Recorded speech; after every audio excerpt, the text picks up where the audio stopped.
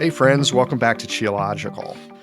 Today I've got Toby Daly with me again. If you've been a regular listener to Qiological, show number 45, Toby and I sat down for a conversation about Saam acupuncture. Saam is a Korean tradition.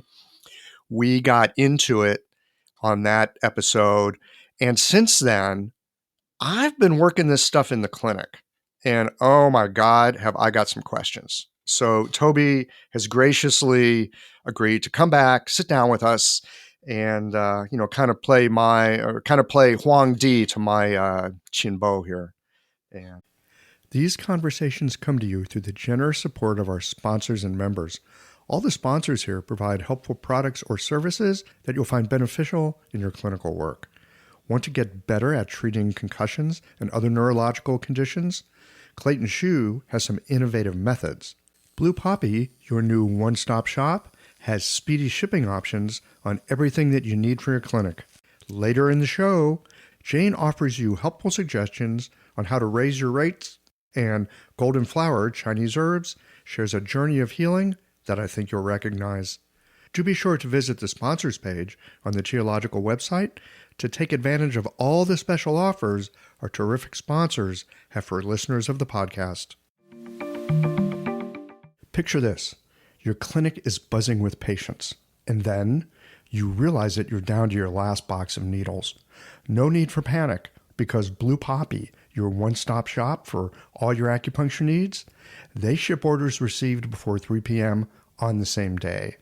With a quick visit to Blue Poppy's website, you can order premium needles, herbal formulas, and that special Dr. Bob's oil that your patients love. Blue Poppy understands practitioners can't keep patients waiting.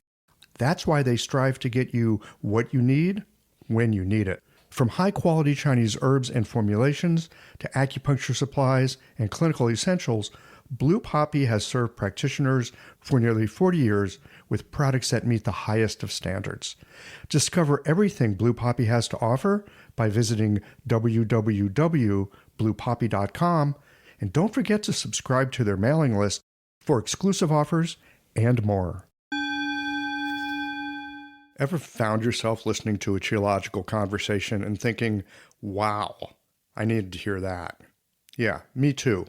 And I never know when I'm going to hear a guest say something that stops my world and reboots it with a larger perspective. If these conversations have ever helped you to feel more grounded, more inspired, or just less alone in this strange and wonderful work we do, consider becoming a member or supporting the podcast with a bit of tithing to the donation jar. It helps keep the lights on here at the Qiological Sound and Motion Lab so that we can bring you these conversations every Tuesday morning. You'll find all the details at qiological.com. Thanks for listening and for being a part of this. Hey there, I'm Cameron Jafari, an acupuncturist from Los Angeles. So I started learning nanopuncture from Dr. Clayton Shu because I was facing these complex neurological conditions like stroke and MS in my clinic, and I just felt like I lacked a solid process to treat them. Brain-related issues always felt like a whole different animal, and I was looking for a clinical system that worked and could guide me through them. So after attending my first nanopuncture seminar, I was able to apply the process pretty quickly and with pretty amazing results. I remember the first stroke patient I saw afterwards was a guy who had had a stroke 2 years back, and he couldn't talk at all. And after a few treatments, he started saying a few words. And a few treatments after that, he could actually have conversations. It was pretty incredible. So this is why I feel like nanopuncture is the future of acupuncture neurology. And you can be a part of that. Their next seminar is on treating concussions and is being co-taught by both Dr. Shu and Dr. Ayla Wolf in New York City on April 26th and 27th. To learn more, visit nanopunctureseminars.com.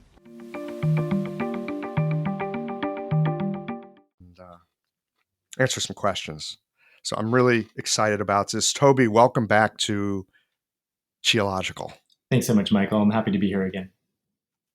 Yeah, this is an amazing kind of acupuncture because I'm finding that it makes my brain work in a different way, and it ties a whole bunch of stuff together.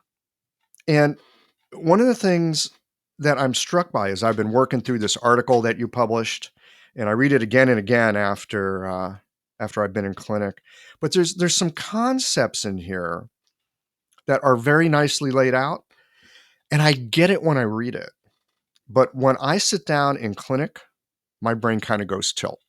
It's like I don't have all the mental structures in place yet to use it. So, what I'd like to start with is a look at the 6 levels here, right? You've got the tie-in moisture that is treated by the yang ming dryness, and that makes sense. And then you got the Xiao Yin and the Tai Yang. So we got water and fire, and then the Dui Yin and the Xiao Yang. Actually, I want to start with that because, the water and fire I get, and the heat and dryness, I'm sorry, the moistness and the dryness, I get that. But you talk about Dui Yin as being associated with inward movement, and it's balanced by the Xiao Yang's outward movement. That's a really nice idea. What does it actually mean? How would we see this expressed in our patients in clinic? Yeah, I think that's a great place to start. I think it's basically people's sort of their how they approach the world, whether it's more internal, like more reflective, or more reactive for the outside. That's a big broad term. So if someone's really aggressive and really focused on outside world, then I usually think about Xiaoyang. If someone's like a monk, much more inward looking, then I think about Jue. So it's the orientation to how you get around in this world. All right. So would that sync up a little bit, or at least touch in on introverted, extroverted? 100%. Oh, 100%. Okay, good. Phew, wow. All right. That helps. Mm-hmm. Actually, that really helps. I think it might be helpful to look at the pairings there for that, especially the Jueyin pericardium and the Xiaoyang gallbladder. My teacher, when he introduced those two concepts to me, he said, think about the pericardium energy as being like librarian energy, and gallbladder energy being like Mike Tyson energy. So you can see the orientation with those two people is totally different. One's biting ears, and one is quietly reading. So a lot of times we can see our patients fit into one of those categories pretty easily. Totally. That's really helpful. I think, yeah, it's a clear image for my teacher, and I see it played over and over again in the clinic. Okay. Let's go look at the Xiaoyin and the Taiyang. Are there, and in a moment, I want to get into all the organs themselves, but for now, just working through this first layer of the six conformations. Do you have kind of an archetype for the Xiaoyin and the Taiyang? I think it's just the heat and cold aspects. So, that could be mental aspects or spiritual aspects too. Just certain people are really, they're just so outgoing and hot, warm feeling with them. And some people you come in contact with, you really feel cold with. Right away I start getting a feel on that, when the patient's in front of me, are they really cold, reserved, or really warm and outgoing? Got it. So you're really, in a lot of ways, attending to your own sensing of what kind of person is in front of me. Are they in? Are they out? Are they extroverted? Are they like hot and loving? I'm thinking of a patient I've got. She's like mom at everybody, right? A very energetic, outward kind of energy. Right. So that's again outward, but that's not Mike Tyson aggressive. It's warm, it's nurturing. So yeah, you can see looking at the six confirmations, that different aspects of it play out differently. Mm-hmm. So there'd be more of like a Shaoyin heart fire in that case. 100%. Got it. Okay.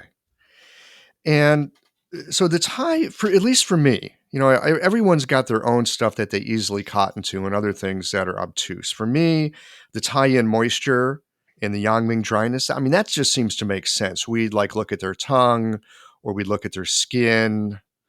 I think those are probably pretty clear indications. Is there anything else that you would add to that? No, that's definitely where I start. Yeah, that's a good place to start. Just look at the overall damp or dryness of the person. Okay. All right. Your article is so short. It's like, what, 5 pages? But I think I've read it about 6 times now because, I really appreciate you putting so much time into it. Well, it's dense. It's really dense. You can make a small book out of this. No pressure. it. And so I'm looking at like the the second page, and by the way, folks, this will be on the website. You can download it, or if you're a subscriber to the Journal of Chinese Medicine, it's in there. But there's the top chart, and it goes over like the seasonal correspondences and directions and body parts, and I mean, all that's helpful. But the chart that's in the middle of the page, you talk about organ systems, you talk about conformation, the 6 levels, the phases, right? The Wuxing, the 5 phases. And then you get into this Saam combined characteristic. Now, I can follow all this stuff until I get to the Saam combined characteristic. And then I'm like, well, I'm not sure what to do with that. So it seems like the various organs that we have here, it's like they're archetypes. I'm wondering if you could take some time here and just give us kind of a quick tour of each of these archetypical images.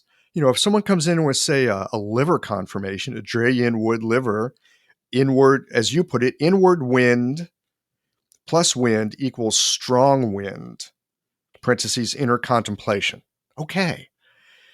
Can you give us almost like a cartoon picture or a archetypical stereotype kind of image of each of these so that as people walk into my clinic, I can begin to go, oh yeah, Toby talked about these people looking like that or sounding like this or doing these kinds of things?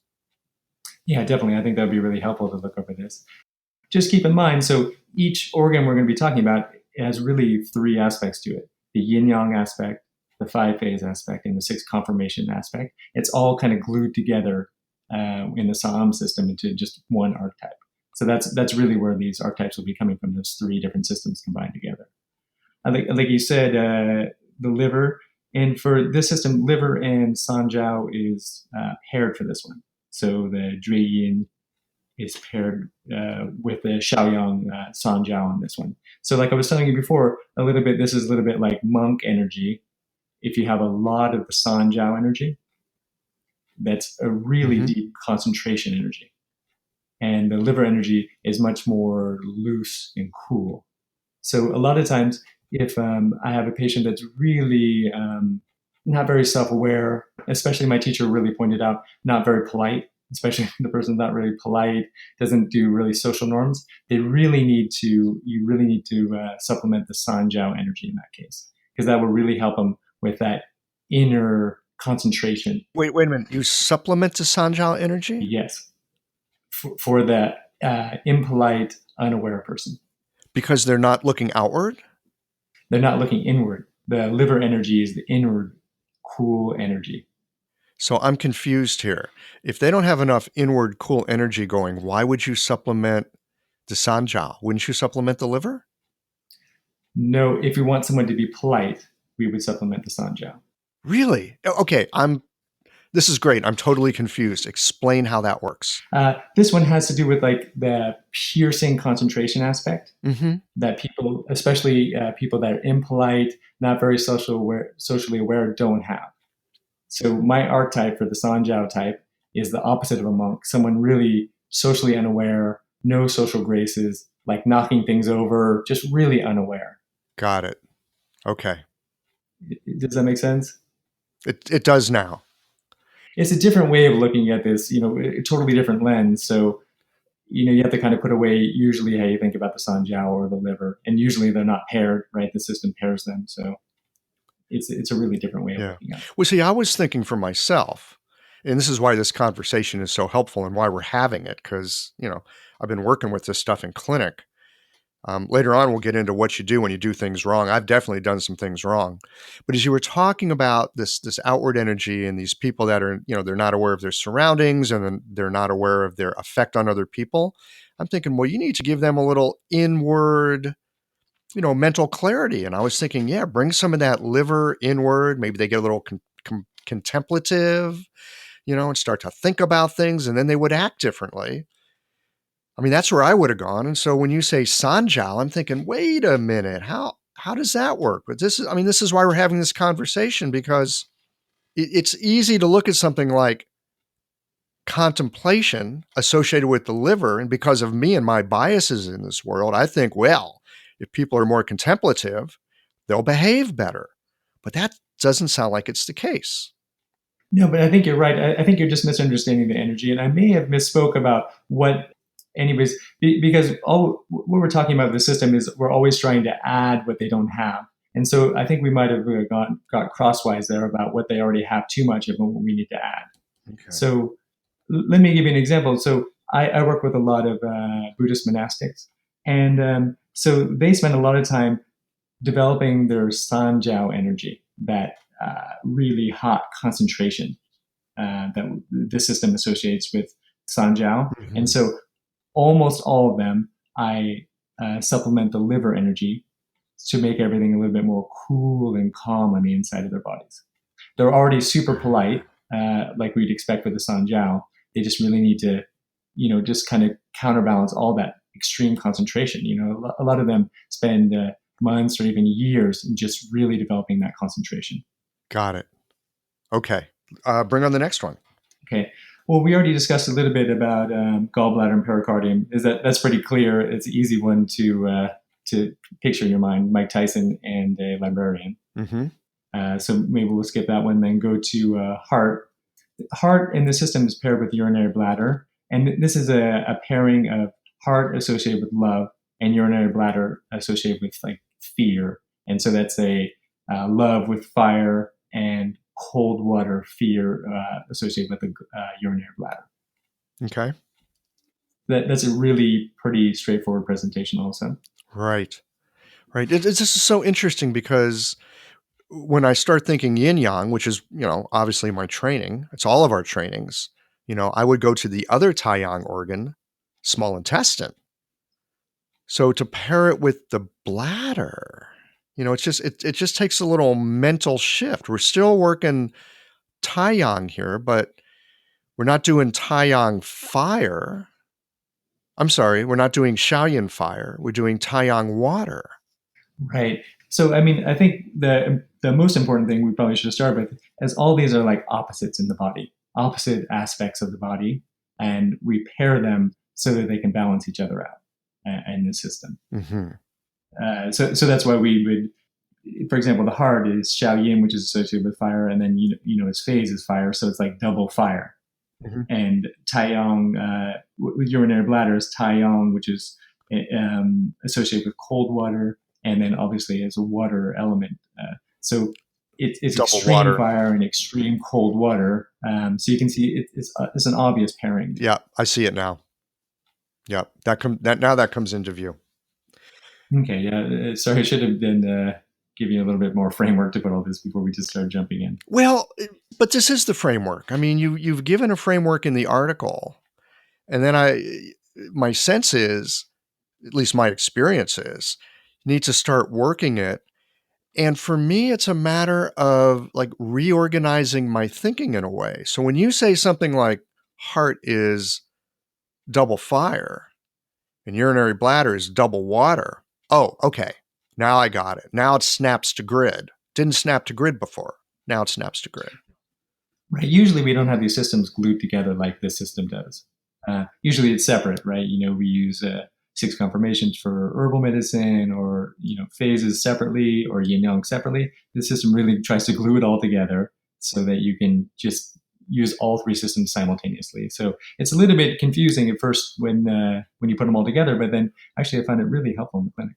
Well, here's the other thing that actually excites me about studying this stuff right now is we do have, we've got the different systems. We got the 5 phases. We got yin yang. We got zangfu. 6 conformations. And so often I've looked at this and gone, well, this system kind of hangs a little bit together with that system. And this one over here kind of hangs with that. And it's, and then you got the small intestine flapping in the wind, who knows what to do with that thing. This system really does bring a certain kind of coherence to the whole situation. Yeah, I found it to be really helpful as an organizing principle and diagnosis in the clinic. It's just been great because it's not like you kind of hem and haw about something. You really have to decide, is it definitely hot? Is it definitely cold? Is someone really extroverted or introverted? You really have to decide that before you treat. So Like you were telling me before, something if you make a mistake in diagnosis with this system, you know right away. Yeah, we're going to get into that later. I've had, I had some spontaneous combustion the other day. I mean, a patient completely burned up on the table. It was exciting. That can happen. All right. So heart, we have a pretty good sense of the heart. This is a person who's, they're loving. That love comes outward. They're probably kind of extroverted, right? Yeah, in general, a little bit extroverted. That love is not self-love. We'll get into that in a minute with kidney. That's more self-love, where you really think highly of yourself. This is more outward, right? You write love for others. You think about like the mother archetype of the heart, right?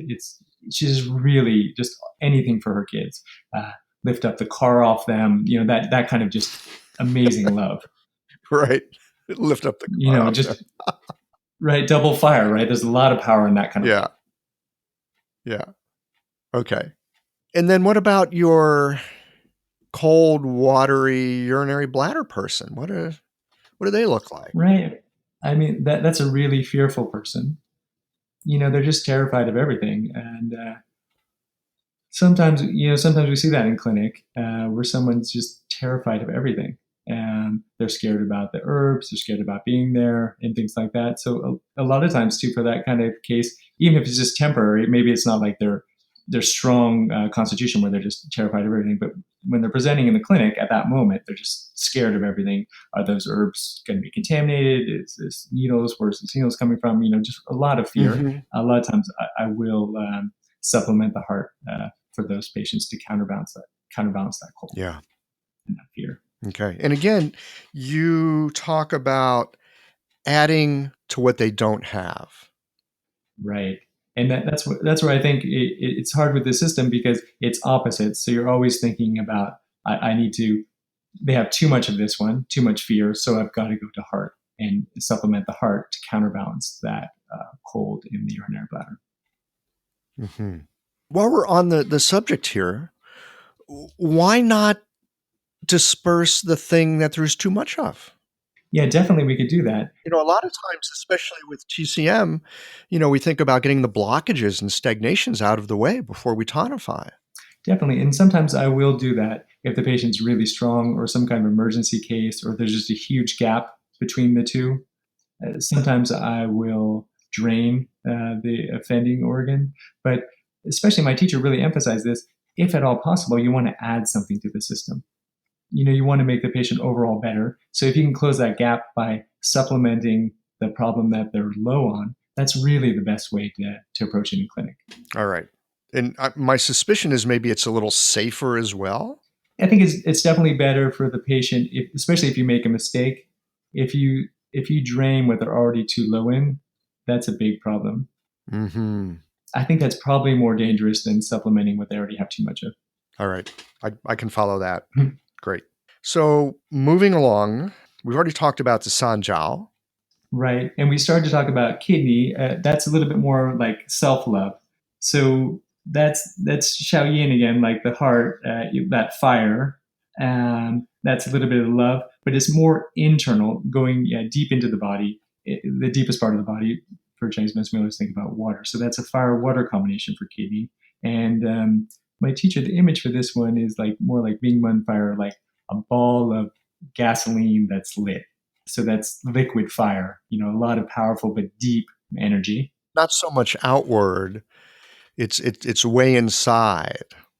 Right. Way inside. And that fire is not directed outside like with the heart. It's more directed inside. So that's like more self-regarding, maybe someone a little bit egotistical. It'd be have a lot more kidney energy. Mm-hmm. What about people that are like really narcissistic? Yeah, that's I would think in general with this system, we would think their kidney energy is too high. Their kidney energy is too high. So you'd bring some of that hot, fiery heart love into the situation to warm it up a bit. Yes, if we thought that we wanted to direct that more to the outside, love to the outside. But in this system, kidney is paired with small intestine. Kidney is paired with small intestine. All right, you are totally like giving my neurons whiplash here. I told you this wasn't going to be easy. It's okay. I buckled up. Yeah. I can handle this. Yeah. Okay. It's really it's familiar things, but grouped totally different. Yeah. Right. I mean, this is great. I love having this conversation. Oh my God, all our colleagues are, listening in as I keep going off the rails, just trying to have a conversation with you about this. This episode is brought to you by Jane, the clinic management software that I use to keep my practice running smoothly. So, let's talk about something that can be a little bit uncomfortable, raising your fees. I know, this is something that might feel awkward, but it doesn't have to. With a bit of planning and care, you can handle it in a way that feels right for you and your patients. One tip, give yourself at least 2 months to prepare. This gives you time to get comfortable with the change and let your patients know what's happening. You can share the news through emails, booking reminders, or even just a friendly little sign in your clinic, and avoid over-apologizing. Instead, keep it straightforward and matter of fact. Keeping things consistent across the ways that you communicate can really help avoid confusion. Fee increases aren't always easy, but you're not on your own here. For more tips and ideas on how to communicate these changes with confidence, check out frontdesk.chain.app and look for the article, How to Tell Your Clients You're Raising Your Fees. Oh, and one last thing, if you're ready to give Jane a try, use the code CHIOLOGICAL for a 1-month grace period on your new Jane account. All right, so kidney, small intestine. Clue me in. Hopefully there's other people that are listening to this going, what the hell are they talking about? So again, small intestine is taiyang. So we've got the water aspect again, and combined with a fire element. So this is really dynamic. In this case, it's really a dynamic movement. So like I was saying before about kidney, it's that liquid fire inside, really deep inside the body. The small intestine manifestation of that fire-water combination is really a lot of dynamic movement in the body. So especially someone, like you were saying, really narcissistic, so really a lot of kidney energy, they're really focused on themselves. A lot of times I will supplement the small intestine so that we can really move that out of their ego, really disperse that throughout the whole body. So everything's not just concentrated there in the lower jiao. So it takes it and it circulates it around. Yes, using the dynamic nature of fire and water, it makes it extremely dynamic. So especially for if there's people with a lot of blood stasis and things like that, a lot of times I do use the small intestine with the system. Okay. Tell us a little more about how small intestine helps with treating blood stasis. Well, again, like I was saying, is the dynamic aspect of fire and water that makes everything really dynamic in the body. You have both of the primordial powers, fire and water, and that helps really push things. I'll never forget when I first was seeing a patient with my teacher, and there's a patient maybe had broken their legs 20 years ago hiking, and horrible break, just multiple break, and it still here 20 years later, it's a whole bunch of varicose veins and really black and blue the whole lower leg. And we did small intestine for him, and on the table, some of those it started to recede. Some of the blood stasis in the leg. I couldn't believe it. You watched it happen before your very eyes. Yeah, within just a couple minutes of having needles in, this 20-year-old break started to recede. Some of its black and blue nature, and it wasn't subtle. It was grossly changing. It was amazing. But that's just showing the dynamic aspect of when you activate the small intestine in the system. Mm-hmm. Can you give us another example or two where this powerful dynamo would be helpful besides blood stasis? Yeah, I think where people just get stuck with themselves too, like you were saying before, narcissistic. A lot of people are just really stuck, really focus on their own problems themselves and things like that. Then a lot of times I use small intestine just to kind of free that up and move things in the body so they're not so stuck. Mm-hmm. What's coming to my mind at this moment, often people look at things that are stuck. And with our training, we often think, oh, there's some, liver qi stagnation, right? It's the super popular diagnosis. There's some liver qi stagnation. Are there elements of what we would usually call liver qi stagnation that might actually be, we need to supplement the small intestine? I would say definitely, right? And then you could always combine these. Say the liver is a little bit too hot, that person is a little bit too introverted, a little bit too polite, and things like that, you could combine the liver on one side, supplementing it, and the small intestine on the other side to move everything. So I think that would be a good combination. Wow. Okay. My brain is turned completely inside out because so. This is definitely how I started with the system, right? There's a lot of things to think about, but eventually, I'm so glad we're talking about the archetypes. Once you really understand the archetypes, you can really let the theory drop away and just use the archetypes. And just use that. Great. So let's just get into this liver thing for a moment, because when I hear you say a hot liver, I'm thinking, someone who's frustrated, someone who's angry, maybe they've got some rage, they're not pleasant to be around because they're really snippy. And you're saying, oh yeah, the liver's too hot, they're introverted. And I'm going, what? Right. So, I mean, I think the key thing I think about, like you're saying, more about that aggressive, upset energy is more gallbladder energy for me. Okay, that's gallbladder, not liver. And we okay, got it. Okay. I mean, I can get to that through my yin-yang correspondence. Yes, right. It's the gallbladder that gets that way. The liver is actually a quiet contemplative monk. If everything's going well and balanced with the sanjiao, then it's fine. Yes, but it likes to be cool and dark. The liver does. So you're right. I mean, and TCM is right. It doesn't like getting hot. Yeah, the liver likes to be cool and dark. Okay. I mean, there's just some real gems that you're coming out with here that I'd have to say I don't quite understand it in this moment, but I've like taken a note and going, watch for the cool dark of the liver. Where does someone need some cool dark moistness? Maybe think about tonifying the liver. Right. And not so moist, but a little bit of moist. The archetype from my teacher, he really thought about the liver as like, he visited me here in Northern California and we went to Redwood Forest and had a little bit of cool fog in it. He said, oh, this is really liver energy. And then later that day, there was like dark clouds, and then it was like really opened up and really bright sunshine. And he was talking about how, as soon as the clouds went away, that really bright, clear sunshine, that's really Sanjiao energy. So in my mind, that's really clear, outside examples, but we see this all the time with patients, right? If they have that right, nice, clear energy, or if they have that really dark energy, and we need to balance that. Okay. So if someone's like brooding and internal, and you would bring some Sanjiao energy to that. Right. I would add to that: brooding, internal, and really impolite. Just not very And really impolite.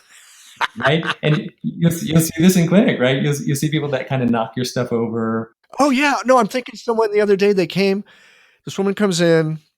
Oh yeah, this was great. I mean, she goes in the bathroom and she comes out and she goes, you need to empty your trash can. and and then she comes into the treatment room, in the place where I've clearly got my stuff, like this is where I work, this is where my needles come out. She puts her handbag there, not on the table next to the chair where she's supposed to sit. Nope, right on my working area. Yes. So my needle finger is getting itchy for Sanjiao tonification right there in that kind of situation. And maybe if it's extreme like that, then and she's healthy enough, then you can consider draining the liver too. Okay. Oh, great. Okay. This is, I feel like things kind of come into view. This is like one of those games they had on TV years ago, what they call it concentration, where they show you something and they turn something over and they show you another thing and then they close it up again. You got to try to match the pieces up. This is what this feels like. I've got things that suddenly like come to clarity and then they close up and you say something else. I go, oh yeah, where's that thing? It's over there. Wait, where is it? Oh yeah. It's definitely like that. And especially, I mean, it's so nice. All these pictures that we're talking about, all these concepts, so well. It's just combining them. That's the interesting part about the system, is combining all that. Yeah. It's like we already have all the pieces. It's drawing new connections between them. 100%. Okay. Well, that shouldn't be so hard, but damn, I'm having a hard time. Okay. It's really hard because already they're such powerful images, and then to stick them all together, you end up with like a super image. All right, let's continue. Let's jump into the Tai-Yin and Yang Ming, spleen, the stomach, all these things, lungs, large intestine. Yeah. So keeping with our archetype patient, right? This spleen patient. I'm not sure how we should present this. So I'll tell you, someone that has too much spleen energy this is a person that is obese with really oily skin. So this is tie-in dampness and earth dampness. So this is someone just all wet all the time, Double extreme damp. spleen, and yeah, double damp. And my teacher really recommended looking for the person who's really bored with everything. This heaviness, the dampness in that person, they're just bored with everything. The internet doesn't have anything on it. This is, they're just bored. Everything is just boring. I have 3 million TV stations. There's nothing on TV. Right. You can see it in your mind, right? Really like huddled into the couch and just Right. flipping through stations.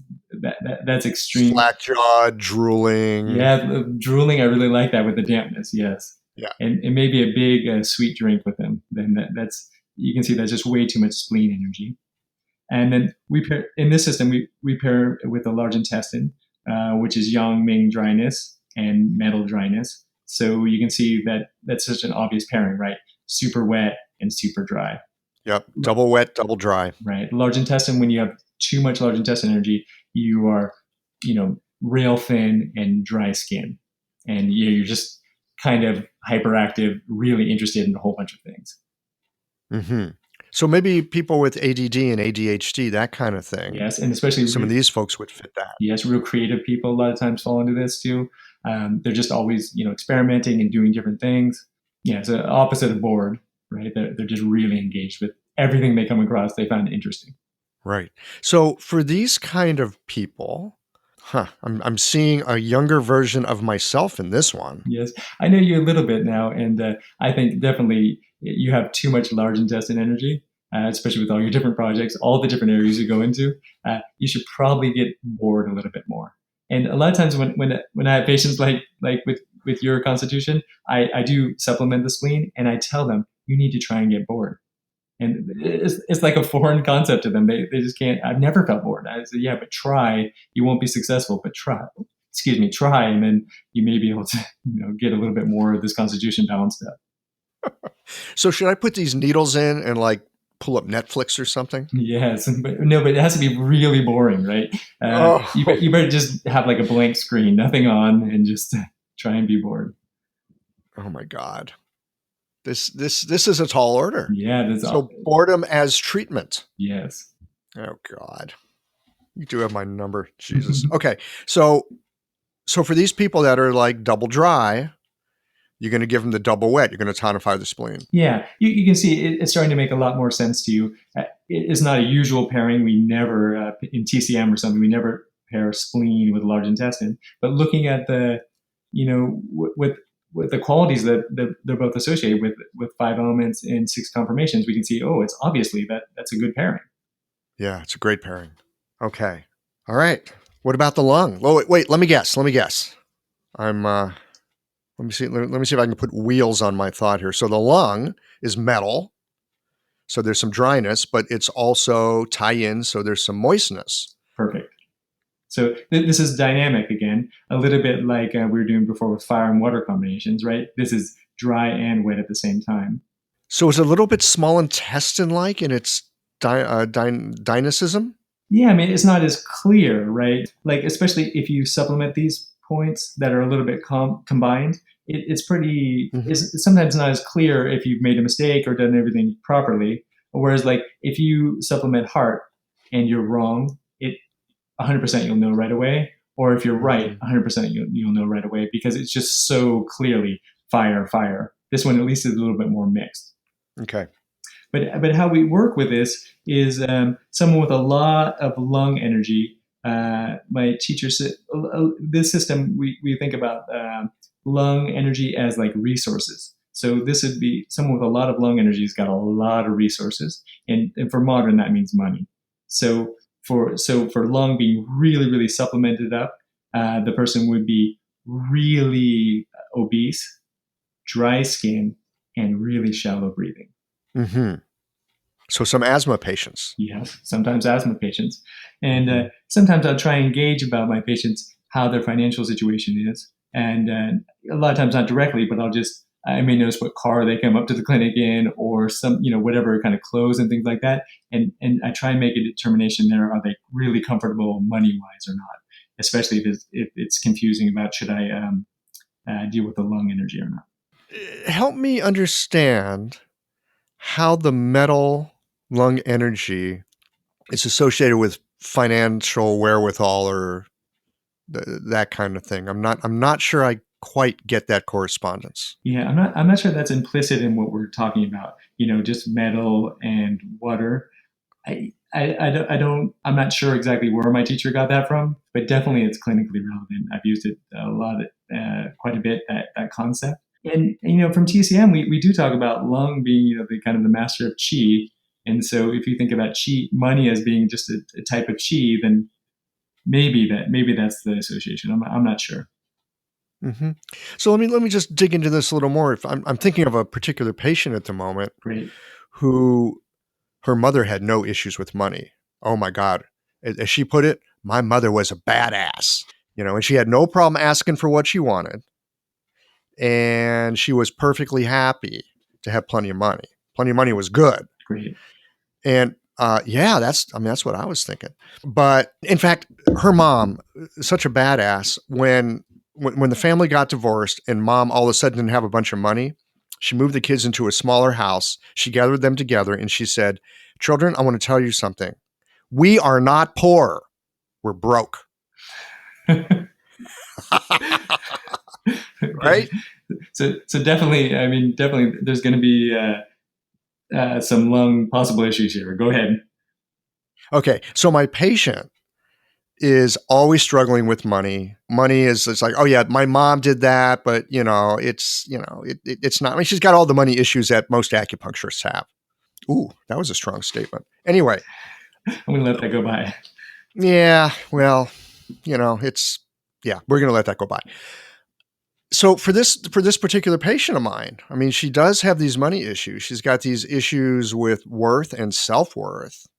She's taking care of everybody else but herself because, you got to take care of everybody. Am I looking at like a heart fire deficiency, or am I looking at a lung excess? What might this be?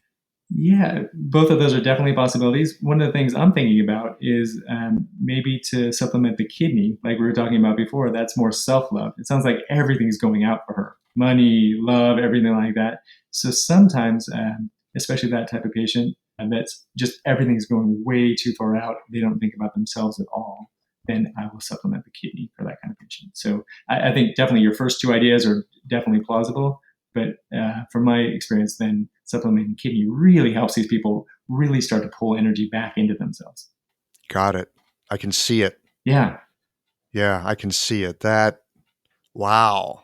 Okay. That's helpful. Thank you. Mm-hmm. What else might we see? Let's just go back to the lung for a moment. Give us another. You're saying shallow breathing, dry skin, Obese body. Yeah, this is obese body because that's the wet on the inside and dry on the outside. If they were dry on the inside, they'd be skinnier. Yeah, right. That's definitely how this system thinks about it. Is like body type, wet or dry body type. Dry being really thin, and wet being kind of obese. Okay. So this one, plenty of lung energy. Then we think about this as the banker, right? It's got the three-piece suit on, but it's kind of bulging a little bit. He's got that real shallow breathing. He's got plenty of money. Everything's a little bit easy for him, but real dry skin and just barely even breathing. He's just so stuffed up with energy. Can you see that one? Yeah, I can. And then we pair that one with lung. So again, lung is tied. Oh, wait a minute. I thought we were talking about the lung. Oh, excuse me. We pair that with stomach. Stomach. Sorry, Okay. I'm trying to keep track of this in my head. We pair lung with stomach. So again, don't have your head explode. This is just the system. So stomach is yang, ming, and earth. Yang, ming, dryness, earth, dampness. So again, we got the wet, dry dynamic going there. And someone with extreme, way too much stomach energy would be really thin with moist skin. Ah, I had a patient like this yesterday. Yeah, right. So that's what he is. That's what he is. He had this. He had like acne, this greasy skin, thin and fit. Yeah, that's perfectly matches this archetype. If he just was low on money, then it would be perfect. How's his financial situation, that patient?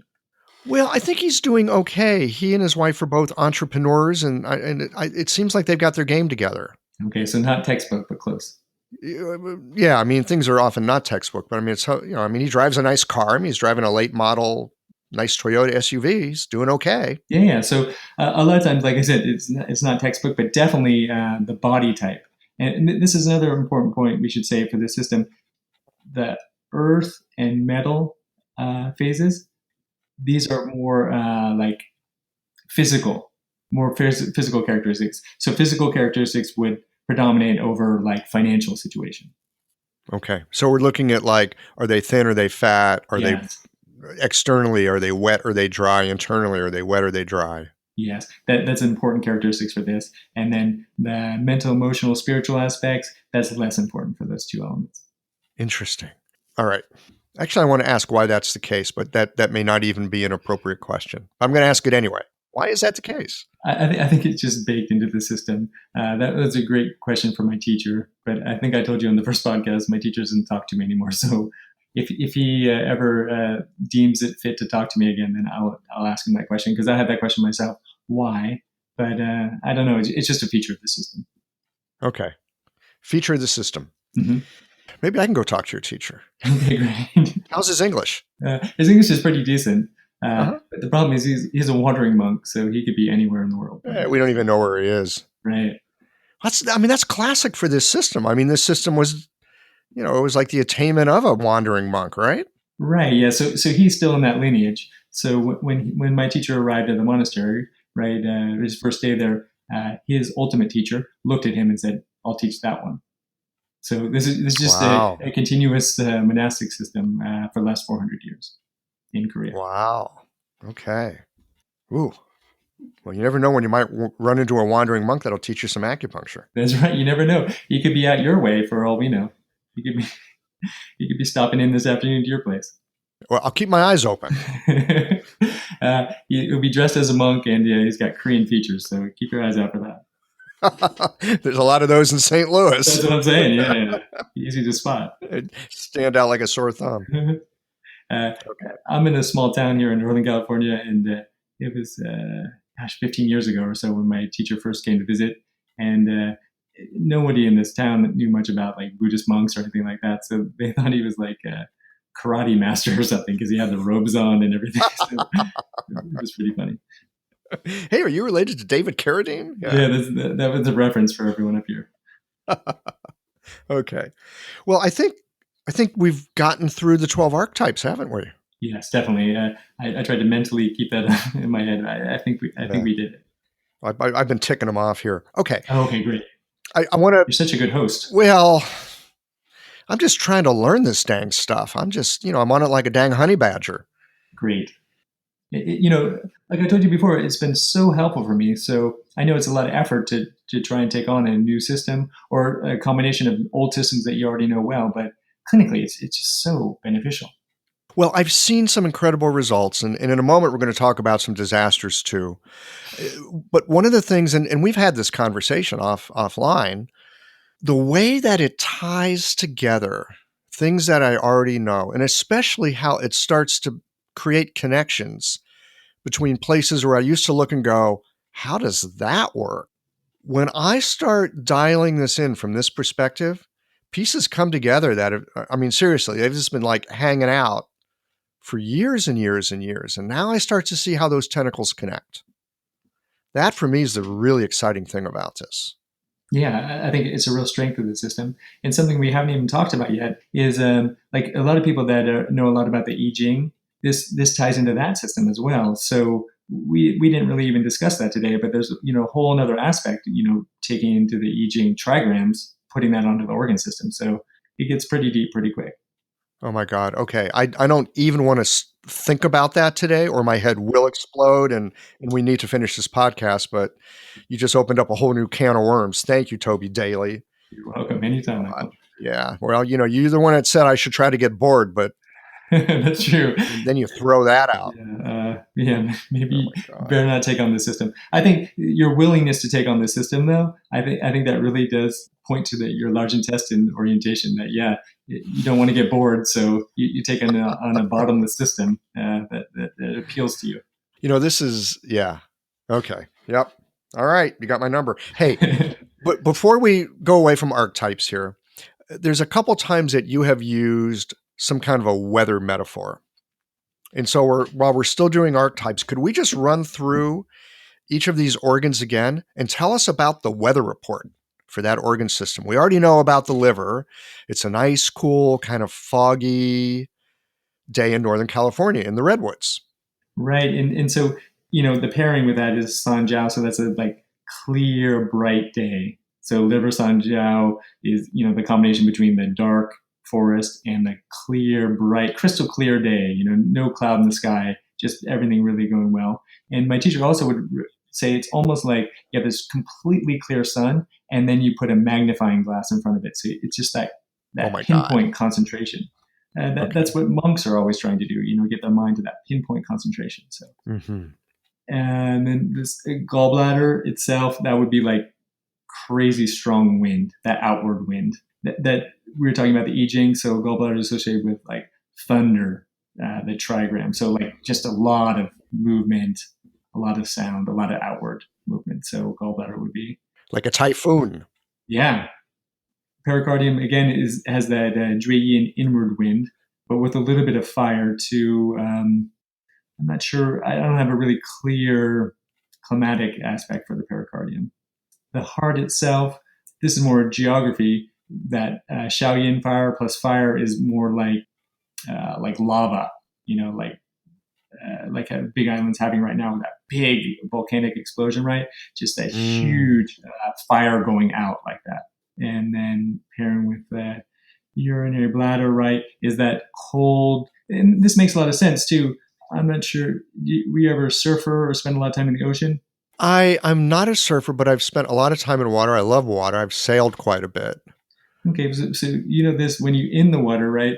I didn't realize this. I was a surfer as a young kid, and I never could understand. You would go to the bathroom just before you get in Northern California here, just before you go in and surf, and you just immediately have to pee in your wetsuit. I just never could understand that until I studied Chinese medicine, right? But this is the Taiyang. The cold water really activates the bladder.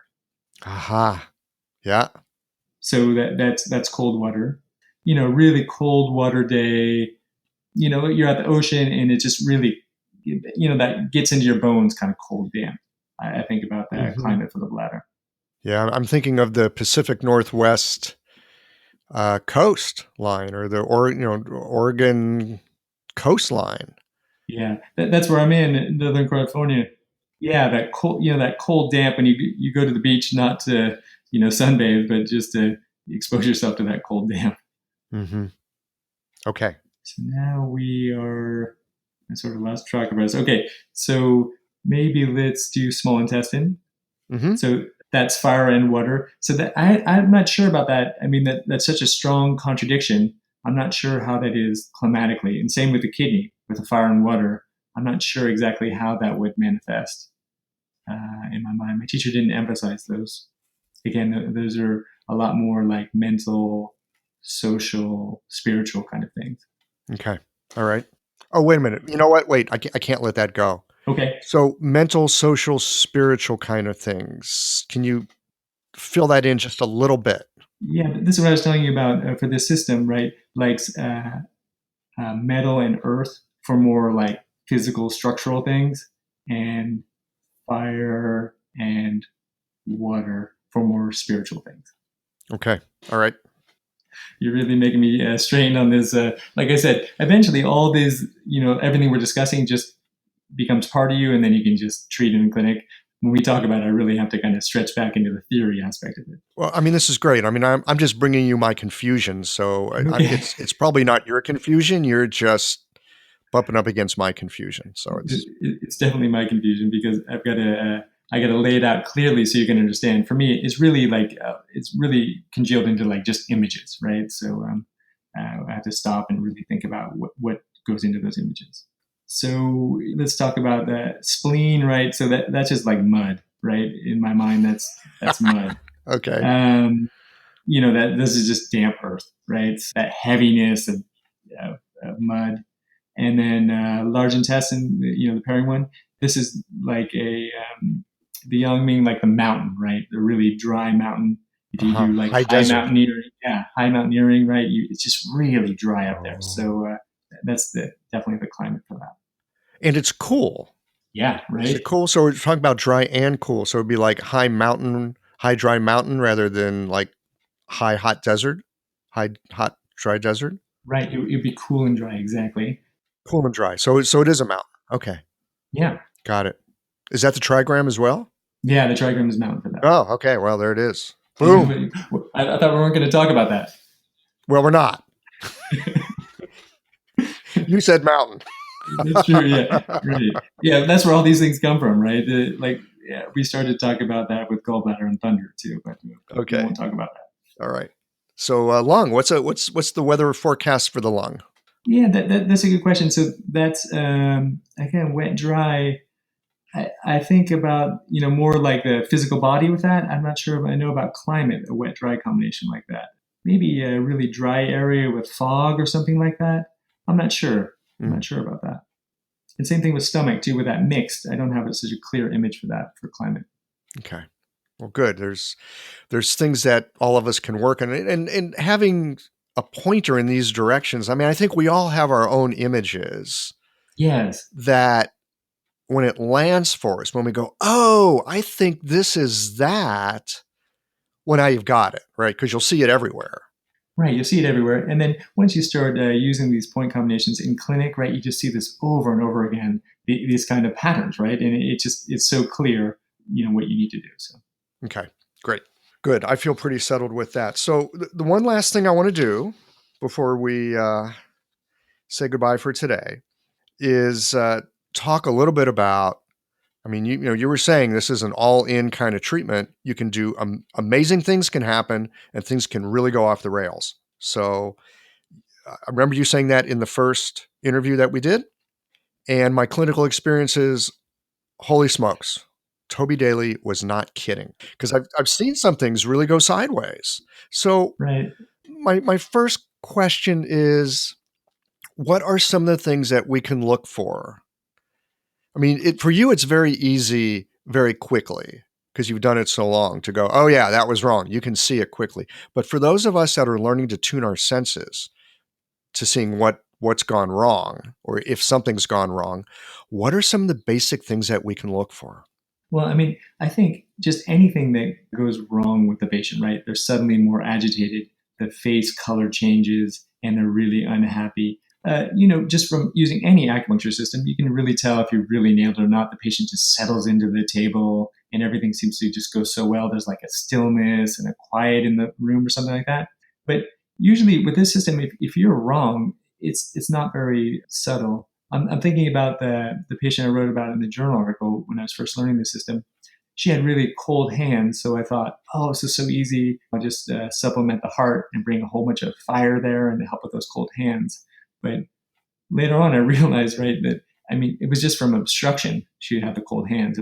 She didn't really have, she wasn't really fire deficient. She just wasn't able to get heat into her hands, but she had plenty of heat backed up. So when I supplemented heart for her, she had palpitations and I'm not sure if she was sweating or something, but she was just incredible heat sensations. And right there on the table. And, I was just a young practitioner at the time. So I thought, wow, this is really working or something, just totally wrong concept. She got off the table, didn't even sleep at all the next night. So, I mean, if it's a fire condition and you add more fire to it, especially double fire like this system, takes up all the checks and just really supplements fire really strongly, you'll know right away that you've made a mistake. Mm-hmm. But the nice thing about the system is then it's got a safety check on it too, because then as soon as I saw that patient again, I saw actually the patient next day because she hadn't slept the whole night before. And she was a medical doctor too. So this early case, I thought, wow, really impressed this medical doctor, really showed her the power of acupuncture. Yeah, you showed her all right. Yeah, she really got to see the power of acupuncture. But anyways, so then I had her come back the next day and then supplemented urinary bladder just to counterbalance all that. And actually what happened is she felt, much better right away. And then it ended up helping her hands ultimately too, that system. So anyways, just keep in mind, if you use the system and the patient will let you know right away it's a mistake, and then you use the counterbalancing channel, and then just bring that right back into balance. Okay. And as I recall, you said do it on the other side. Don't do it on the same Yes. side that you've done. Yes. Take it on the other side. Okay. Am I correct in my thinking here that for like kidney or heart or spleen or what's double, is it large intestine? I'm blanking, but the ones that are double something, like double fire, double water, double dryness, double moisture, you get that one wrong, you're probably going to see it sooner and more clearly than where you've got like the small intestine where it's water and it's fire, right? There's already a little bit of balance built into it. So is this a helpful rule of thumb that if it's a double something, be extra cautious? Yeah, definitely. Just be on the lookout for definite great things or definite bad things when you're right with the double ones, because they're really imbalanced. And then the 4-needle technique itself, right? I mean, takes away any checks in the body and really supplements some other aspects. So you're really going all in when you use those 4 needles. So you got to make sure it's right. I haven't really made much mistakes with, say, like spleen and large intestine, because it's so obvious, right? That someone's so thin and dry skinned, right? I mean, it's so obvious. It would be hard to make a mistake, a beast person, and suddenly I think, oh, I'll just add spleen to it. I wouldn't do that. But you're right. The double, the ones that double up the qualities, that's much more dynamic. This was one of my off the rails. Is I had that spleen person. She's obese. She's bored. She's wet, and I slipped. I slipped in my thinking because I went, oh, well. Her spleen's the problem. We need to tonify that, right? I was doing, I was like, I suddenly like slipped into like my TCM thing. It's like, oh yeah, I got to tonify that spleen. And Macchiocho was speaking in your ear. Oh man, well, not just Macchiocho, but a bunch of people, right? Yeah. But I mean, this is where it's so easy to kind of go, it's like, oh, I kind of got it. Yeah, there it is. And then without even recognizing, oh, treatment principle, completely wrong. Right, yeah. And she got off the table. She goes, am I supposed to feel kind of nauseous? I've not had that before. Oh, God. Yeah. Okay, yeah. So, yeah, I mean, definitely you will never do that again. So that's a nice learning thing. But you can see, so for her case, right, she already had so much dampness, and then plus double dampness, it really throws the system off. Yep. It's true. It really does. Yeah. So, all right. Well, Toby, anything else that you'd like to share with? I mean, you already gave us a lot. Holy smokes. I mean, a complete masterclass in an hour. But any closing thoughts before we wind this down? I think that's plenty, and I really want you to get bored, so I definitely don't want to tell you anything more. All right, my friend. Well, thanks so much for sitting down with me to talk about all this. I feel a little more confident going back into the clinic, and you listeners out there, Toby, if they've got questions, what should they do? Look for a wandering monk? What should they do? Gosh, if you see the wandering monk, let me know about it. All the listeners out there, my teacher's name is Duam. If you run across that wandering monk, please tell him I still need a lot of guidance. So get in contact with me. I think a great place to start is that Journal of Chinese Medicine article. I think you'll link to this. It's a great. Everything's just laid out really clearly. Especially combine that article with these 2 podcasts. I think people can really get started with the system. Okay, great. I'll catch up with you next time. Thank you. Always great to talk with you, Michael. Well, friends, I hope you found that to be helpful. I know that having Toby guide me through some of these clinical cases has been of great benefit to me. So if you like this kind of thing here on Qiological, how can you help? Tell your friends. Share a good thing with them. Thanks again for listening. Tune in again next time.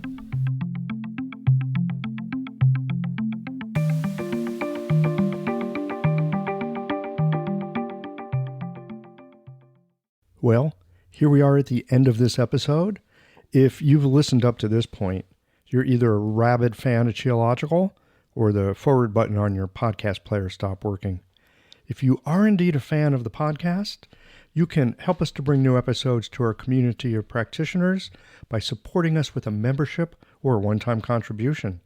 Details, of course, are on the website. That's it for today, friends. Join us again next Tuesday for another thoughtful episode of Qiological.